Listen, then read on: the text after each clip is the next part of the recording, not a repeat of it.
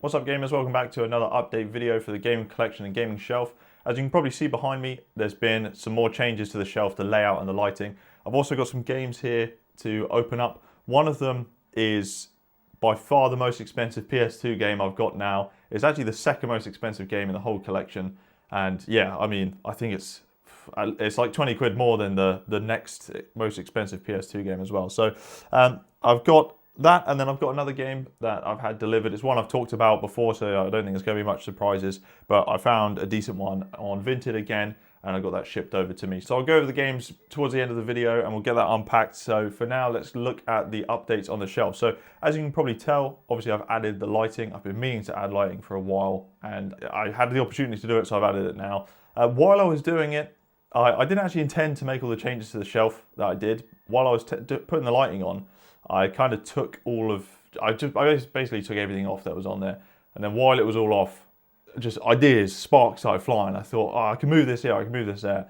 And it may not look like much, like it's changed that much, but the new layout means that I can fit some more consoles in. I've got the same amount of game storage, but I can potentially fit, probably I think 2 more consoles is kind of the plan anyway. And also just usability of it's a bit nicer. I think the ability to display stuff's a bit better. Anyway, I'm getting ahead of myself. I'll cut away to show the change on the shelf, then we'll come back and we'll take a look at these games. Okay, so welcome back to another update video going over the change to the gaming shelf. I've ended up making quite a few changes. I wasn't really planning on it. I had bought a strip of LED lights that you can see all around the back, and that was all I was planning on doing, but I ended up taking everything off the shelf anyway. And then while I was there, I've kind of changed the arrangement. So obviously the lights is a big change. It doesn't come across super well on camera, but I think the lights, for me personally, make a massive difference. Obviously they are different colors and stuff, but to be honest, I'm probably just going to be leaving it on warm for the most part, but it really adds to the kind of atmosphere. It's nicer than having the big light on. Came in one of those controller things as well, so you can change it. Let's go to a nice purple. Oh, nice. You get the little fade there. It's got a few modes, like you can tie it into music, so it kind of does the different music stuff. But for the most part, I think I'm probably going to leave it on warm. That one to me looks the nicest. Just kind of makes the whole room a lot brighter. So other than the lights, I've changed the layout quite a bit. I think in my previous video, it might have been the one before, I mentioned where the music's equipment was, that I wanted to keep the CD player and cassette player up higher, but ultimately I have decided to just bring all of that further down. It has opened up a lot more opportunities. Obviously the CRT is now more central, the consoles are a different one. So actually let's go down to the bottom shelf and we'll go in more detail. So down here on the bottom shelf, obviously you can see there's a lot of cables. The upside is now I've moved everything down to the bottom. All of the cables are at the bottom, whereas before you had cables coming down from all different shelves, so coming all the way down. At least now everything is at the bottom, and I do need to get some bits to tidy that up, some sleeves, but at least it's all in one place now, so it makes it a little bit easier. So on the bottom shelf, I've got the amp, which I'd moved down before, but I've also just moved the CD player and cassette player. The thing with these, originally I thought I'd want easy access because I quite often listen to music while I'm playing, but the benefit of this, it's a 5-disc player. So the whole point is that you don't have to touch it. So once the 5 discs are in, it's got a remote control, you can flick through. So I don't actually need to be accessing it that frequently, to be honest. And then same with the amp, once it's set, it's set. The cassette player, we got a new cassette in here. We got, look at that, new Harry Styles cassette. This is actually a really good album. It's actually really good. Cassette again, I don't own that many cassettes, and it's a very intentional thing, so I'm not too fussed about it being down here when I'm playing. But also, it's just a bit more uniform, keeping all the music stuff at the bottom, then as you go up, you get into the gaming. So what I've done here, again, cables, I am going to sort the cables, don't worry too much about that. Cabling at the back, there's not that much you can do when it comes to the power cables for the consoles. They have to go somewhere, right? So I've just got them together. I'm going to get some, they're like little clips that you can stick down, and then it holds them. So at least they're together. Like right now, they're kind of going all which way. So at least they'll be bam, bam, bam together. Man, the GameCube. The power brick for the GameCube is so annoying. it's like it's not quite long enough to put anywhere. The power brick is like right in the middle of the cable, so you can't have it beneath, because if it was beneath, the bit that needs to go into the GameCube isn't long enough, and yeah, so I've just got to have it there. But the main takeaway here is that I've actually got a bit more space. So this gap it is intentionally quite big, because the GameCube, you need to be able to quite easily get in there, as well as the top-loading Mega Drive, you want to be able to quite easily get in and out. But this gap below, I'm going to put another shelf here, and then this is going to be where more consoles can go. The PS2 is already front-loading, and I've been looking at getting some more front-loading consoles like Xbox 360 or PS3. So I need a much smaller gap here, so I can go bam, bam, bam, 3 front loading, and then this can get swapped out for another top loader, possibly, well, I really want a Sega Saturn, Sega Dreamcast, something like that. So that's the plan there. I personally think, I mean, once the cables are sorted, I think it looks a lot nicer as well. Then moving on up, the CRT screen. This is obviously centralized, it was off to the left. This shelf did have to move up, but it doesn't really impact the viewing. It was, if anything, slightly low before anyway, so having it a bit high is fine. I've freed up loads of space either side. I was potentially thinking about putting some speakers here. The speakers that I do have are unshielded, so you can't really put them next to a CRT. It just interferes with it. So maybe I'll move for some shielded speakers, or I might just kind of put some figurines or something. I'm not too sure, but I kind of like that. I've got some options. In fact, you know, I might even just, you know, whatever, bang Sonic down there, although he doesn't sit very well. Something like that. That looks a bit sad there, but something. I can put something bigger on each side now. Then up at the games level, this hasn't changed at all. This is all just the same shelf. I had 3 of these shelves before, so I'm now down to 2. But the third shelf was holding all the CDs and cassettes.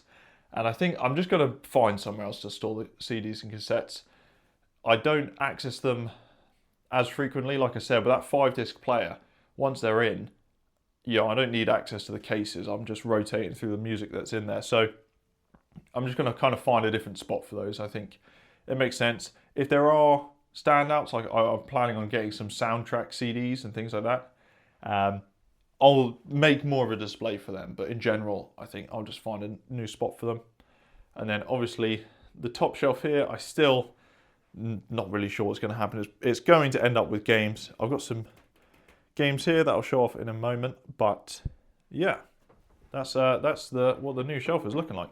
I personally think it's looking a lot better. I'm not sure why I didn't think to set it up like this to begin with, but I think once the cables are done and there's a bit more decorative items. Right now it's very like utilitarian. And there's more decoration. I'm unsure about painting it. That's the other thing as well. But yeah, I'm really happy with the changes so far. I think this direction's definitely the best. I think I'm kind of confident in at least completing this for the time being, and then moving on to other things like this wall. There's this big empty wall that's next to me. I really want to get some bits on there. That's going to be the next priority, I think, after that cable management's done. So first thing off the bat, you can probably tell I've actually, since that video you've just seen, I've dropped the TV down 2 like levels. I set everything up. When I initially sat down in my office chair and I was like, oh yeah, this TV's at the right height. And then when I sat down in my actual chair that I normally game with, which is lower, I was like, oh, I'm staring up at the ceiling, trying to play a game. So I've dropped that down a little bit. I've still got enough space because I said that I wanted the space for the GameCube and the Mega Drive to actually be able to get to the top. There's still plenty of space for them, and I've not changed the space beneath it, so there's still going to be the room for the consoles, as I said. So getting into the games this week. This wasn't actually this week, it was a week ago, 2 weeks ago? I can't think when it was. I went to Bournemouth Gaming Market. It was the first gaming market I've actually been to. I've not been to one of them before. I was planning on filming, but to be honest, it was just really busy, and it was the first one I've been to. I wasn't thinking about filming. Every time I thought, oh, I could pull out the camera here, it was just so busy, it was kind of awkward to do. So Maybe next time. I did get a sweet shot of me walking in though, as evidence. That's my proof that I went. I'll put on screen now. So I went there. I had quite a big list of things. I actually was expecting to spend a lot more than I did. I only found one game that was on my list. No, that's not true actually. I did also find Rocket Knight Adventure for the Mega Drive, but it was really battered. For the price, it just didn't, it was bad. I didn't take a picture, but it was really messed up. But the PS2 game that I've been after is this one here, which is now the second most expensive game in my collection, is Urban Reign. The art style kind of looks like a Tekken-y kind of game, but it's a 3D brawler beat 'em up where you play as the main dude on here, and you just kind of go through a series of levels where you're fighting off just more and more difficult guys. It's more of a hub beat 'em up where you load into level, you do that, you fight those people, and then you load into the next one. It's not like a continuous screen where you go down. So I got this for 35. Well, I was up for 35. The guy actually said 30 is fine. I almost robbed the guy as well, accidentally, but he does have his money, so he didn't have a card machine, he was cash only. And I didn't bring any cash, I just wasn't thinking. And he had asked me to pay with PayPal, and I paid with PayPal in front of him, but it was still like loading. And I said, oh, it's going through, look at this. And I asked him to check on his side, and he said, oh, don't worry about it, I believe you, I've seen you on your phone. I was like, okay. So I start walking away, I checked my PayPal, and it's not sent. It just crashed or whatever, like it was loading, it was processing, and then it crashed out. So I did pay him, I have paid you, don't worry. I redid it again and it sent through, so crazy that guy didn't want to check. I don't know, I guess he liked my smile or something. So I got this for 30. This is one of those games that you never hear anyone talk about. I had it on a demo disc when I was younger. I can't think what else was on that demo disc, but I remember this, and I just played the demo so much, just over and over again. It was awesome. Me and my brothers all played it, and we all thought, this game's so cool. But we just never got it. I don't know why. It wasn't like we weren't buying other PS2 games at the time. Like, this was before the Xbox 360, or at least before we had an Xbox 360. So I don't know why we never went and tried to get it anywhere. And it's ended up becoming quite an expensive game. I guess it's, I don't know, if it just didn't sell many in this region or what. But so yeah, I played a little bit of it just to make sure the disc is working, all that kind of stuff. But yeah, it's a good game. The multiplayer, I'm hoping, is going to be really fun.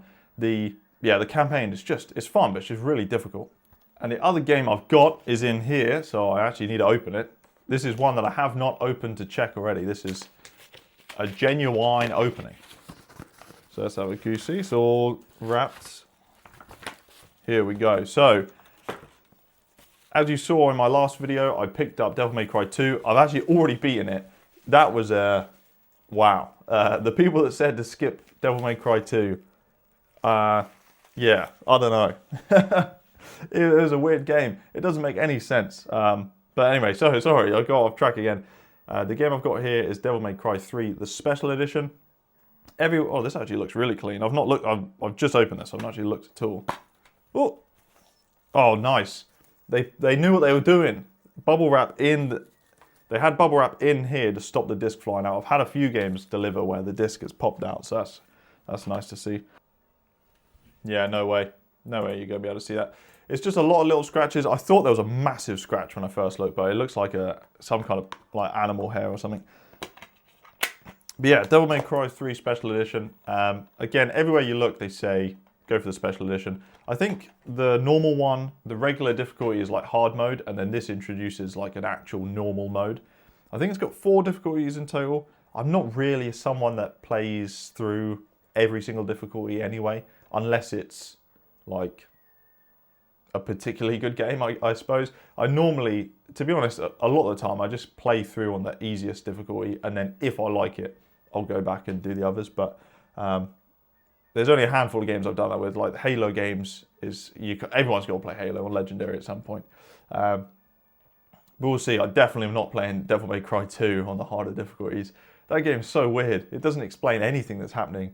I was just, every cutscene, I was just laughing to myself. Like I had a good time playing it because it's just so silly. It's like you're in this town in Romania, and then you're on an oil rig. I'm just so confused. Both discs. I played the second disc first by accident, but I just played through the whole thing.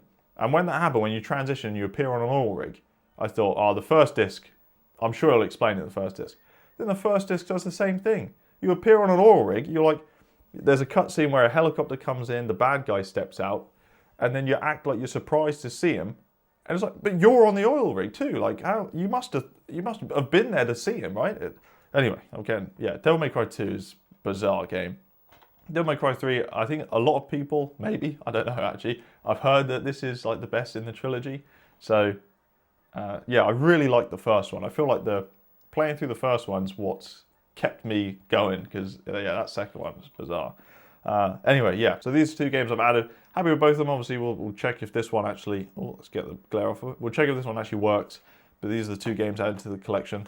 So yeah, I'm excited with the new shelf layout. Hopefully I've got some more space to add like more decorative items either side of the TV. I think I'm going to be adding some more bits and bobs. So, and as I said in the clip, I'm going to be focused on that wall, that big blank wall next to me. So that's going to be the next thing. But yeah, that's it for this week's video. So thanks for watching. Bye bye.